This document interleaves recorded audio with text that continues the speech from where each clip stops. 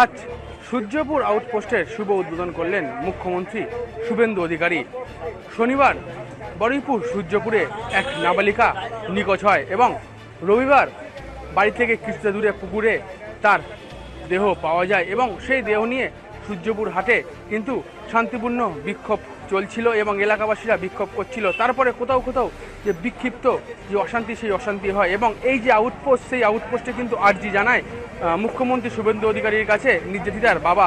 আর সেই মোতাবেক আজ কিন্তু এই সূর্যপুরে নতুন যে আউটপোস্ট, সেই আউটপোস্ট কিন্তু উদ্বোধন করলেন মুখ্যমন্ত্রী শুভেন্দু অধিকারী। এবং এর আগে তিনি নির্যাতিতার বাড়িতে যান এবং তার বাবা মার সঙ্গে কথা বলেন এবং এই যে সূর্যপুরে যে উত্তেজনা, এবং সেই উত্তেজনায় কিন্তু একজন ইন্দ্রজিৎ হালদার নামে একজনকে কিন্তু পিটিয়ে হত্যা করা হয় এবং তার বাড়িতেও যান শুভেন্দু অধিকারী। এবং তারপরেই কিন্তু এই যে আউটপোস্ট, সেই আউটপোস্টে এসে সেই সূর্যপুরের নতুন যে আউটপোস্ট, সেই আউটপোস্টে এসে কিন্তু সেই আউটপোস্টের উদ্বোধন করেন মুখ্যমন্ত্রী শুভেন্দু অধিকারী।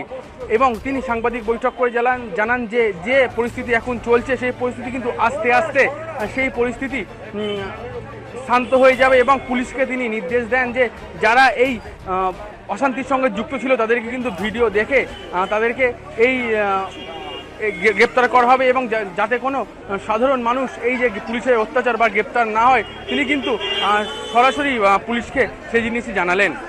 বরিপুর সূর্যপুর থেকে প্রিয় মুখার্জি রিপোর্ট, কলকাতা টিভি।